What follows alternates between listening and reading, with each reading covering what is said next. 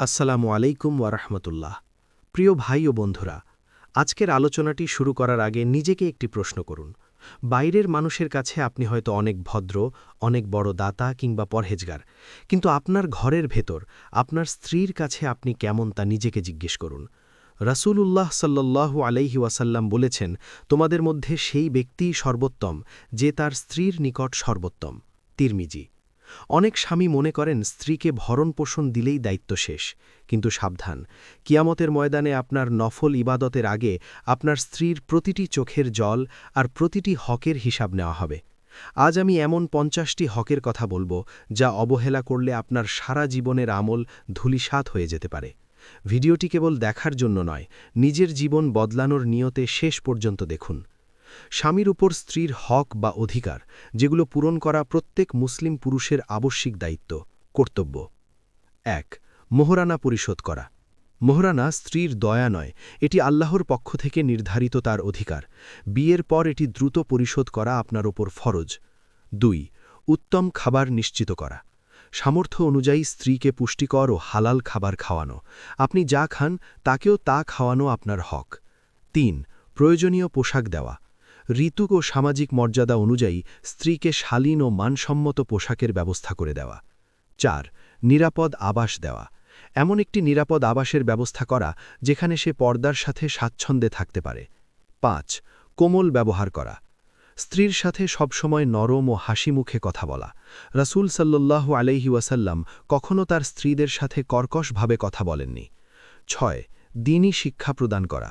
স্ত্রীকে দ্বীন শেখানো এবং ইবাদতে উৎসাহিত করা। তাকে জাহান্নাম থেকে বাঁচানো আপনার ঈমানী দায়িত্ব। ৭. গোপনে ভুল সংশোধন করা। মানুষ হিসাবে স্ত্রীর কোনো ভুল হলে তা সবার সামনে না বলে একান্তে সংশোধন করে দেওয়া। ৮. শারীরিক নির্যাতন না করা। কোনো অবস্থাতেই স্ত্রীর গায়ে হাত তোলা বা তাকে শারীরিক নির্যাতন করা যাবে না, এটি কাবিরা গুনাহ। ৯. কটু কথা ও গালি না দেওয়া। রাগের মাথায় স্ত্রীকে বা তার বাপের বাড়ির মানুষকে গালি দেওয়া চরম অভদ্রতা ও হারাম কাজ। ১০. গোপনীয়তা রক্ষা করা। স্ত্রীর কোনো গোপন ত্রুটি বা ঘরের কথা বাইরের কারো কাছে প্রকাশ না করা, এটি আমানতের খেয়ানত। ১১. কাজে সহযোগিতা করা। ঘরের কাজে স্ত্রীকে সাহায্য করা সুন্নাহ। নবীজি নিজ হাতে ঘরের কাজে স্ত্রীদের সহায়তা করতেন। ১২. মন খুলে প্রশংসা করা। স্ত্রীর রান্নার বা তার সৌন্দর্যের মন খুলে প্রশংসা করা, এটি আপনাদের ভালোবাসা বহু গুণ বাড়িয়ে দেবে। ১৩. স্ত্রীর আত্মীয়দের সম্মান করা। স্ত্রীর বাপের বাড়ির আত্মীয়দের সম্মান করা এবং তাদের সাথে সুসম্পর্ক বজায় রাখতে তাকে সুযোগ দেওয়া। ১৪. শারীরিক হক আদায় করা। স্ত্রীর জৈবিক ও শারীরিক চাহিদার প্রতি সম্মান দেওয়া এবং তাকে তৃপ্ত রাখা, এটি তার পবিত্রতা রক্ষার পথ। ১৫. অহেতুক সন্দেহ বর্জন করা। অহেতুক স্ত্রীকে সন্দেহ না করা, বিনা প্রমাণে গোয়েন্দাগিরি করা দাম্পত্য জীবনে বিষ ছড়িয়ে দেয়। ১৬. অসুস্থতায় সেবা করা। অসুস্থ অবস্থায় স্ত্রীর সর্বোচ্চ সেবা করা এবং সুচিকিৎসা নিশ্চিত করা, এটি দয়া নয়, আপনার দায়িত্ব। ১৫. সাধ্যমতো উপহার দেওয়া। মাঝে মধ্যে কোনো কারণ ছাড়াই তাকে ছোটখাটো উপহার দেওয়া। হাদিসে এসেছে, উপহার দিলে ভালোবাসা বাড়ে। ১৮. পরামর্শ ও গুরুত্ব দেওয়া। গুরুত্বপূর্ণ পারিবারিক সিদ্ধান্তে স্ত্রীর পরামর্শ নেওয়া এবং তার যৌক্তিক মতামতকে গুরুত্ব দেওয়া। ১৯. নিজের চরিত্র পবিত্র রাখা। স্বামী হিসাবে নিজের চরিত্র পবিত্র রাখুন। আপনি পর নারীতে আসক্ত হলে আপনার স্ত্রীর হক নষ্ট হবে। ২০. বিনোদনের সুযোগ দেওয়া।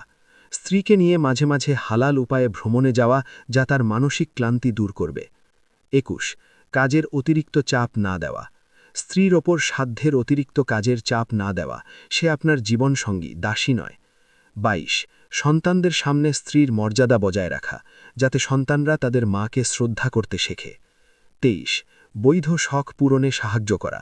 স্ত্রীর কোনো বৈধ শখ বা ইচ্ছা থাকলে সাধ্যমতো তা পূরণে সহযোগিতা করা। ২৪. মানসিক আঘাত না দেওয়া। কথার মাধ্যমে বা ইশারায় স্ত্রীকে অপমান না করা, ব্যঙ্গাত্মক কথা ঈমানের পরিপন্থী। ২৫. স্ত্রীদের মাঝে সমতা রক্ষা করা। যদি একাধিক স্ত্রী থাকে তবে সময় ও সম্পদের ক্ষেত্রে তাদের মাঝে ইনসাফ বজায় রাখা। ২৬.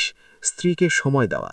সারাদিন বাইরে না থেকে দ্রুত ঘরে ফেরা এবং স্ত্রীকে গুণগত সময় দেওয়া। ২৭. নিজে পরিপাটি থাকা।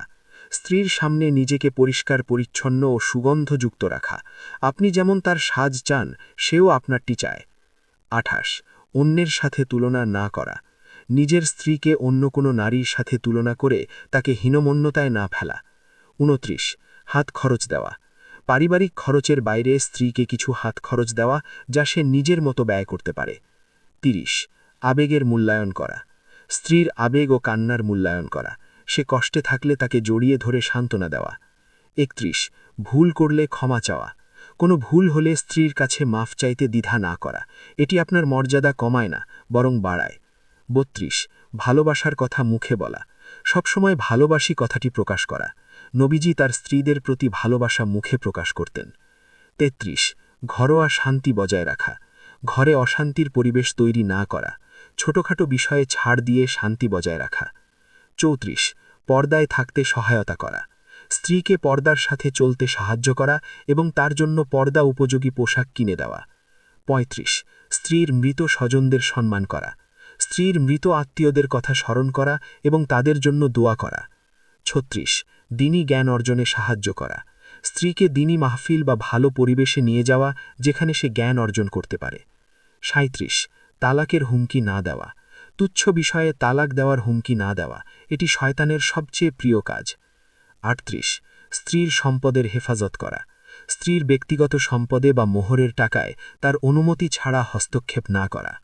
39 মন খুলে কথা বলা। প্রতিদিন অন্তত একবার স্ত্রীর সাথে বসে মন খুলে গল্প করা। 40 আত্মমর্যাদা বজায় রাখা। স্ত্রীর প্রতি গাইরাত বা আত্মমর্যাদা রাখা, যাতে কোনো পর পুরুষ তাকে বিরক্ত না করতে পারে। 41 গুণের স্বীকৃতি দেওয়া। স্ত্রীর কোনো গুণের জন্য তাকে অন্যদের সামনে প্রশংসা করা। 42 ইবাদতে উৎসাহিত করা। ফজর বা তাহাজ্জুদের সময় স্ত্রীকে পরম মমতায় নামাজে জাগিয়ে দেওয়া। 43 সত্যবাদী হওয়া। স্ত্রীর সাথে কখনো মিথ্যা প্রতিশ্রুতি না দেওয়া, বিশ্বাসী সম্পর্কের মূল স্তম্ভ। 44 শ্বশুরবাড়ির লোকজনের সমালোচনা না করা, কারণ এটি স্ত্রীকে মানসিক কষ্ট দেয়। 45 স্ত্রীর রুচিকে প্রাধান্য দেওয়া। স্ত্রীর শখ বা রুচির প্রতি সম্মান প্রদর্শন করা। 46 বিপদে ছায়ার মতো থাকা।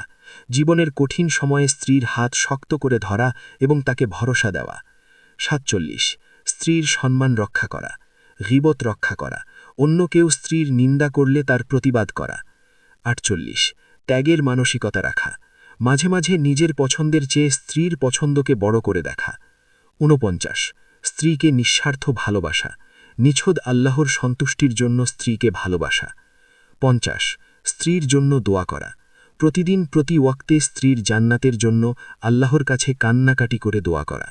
প্রিয় ভাই ও বন্ধুরা, আজকের এই 50টি হক কেবল শোনার কোনো তালিকা নয়, এটি আপনার আখেরাতের আমলনামা। আপনার স্ত্রী আল্লাহর পক্ষ থেকে আপনার কাছে একটি আমানত।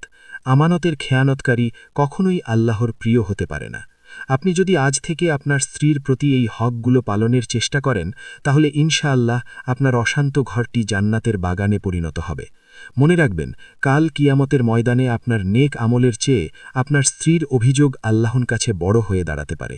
আল্লাহ আমাদের সবাইকে আদর্শ স্বামী হওয়ার তৌফিক দান করুন। আমিন।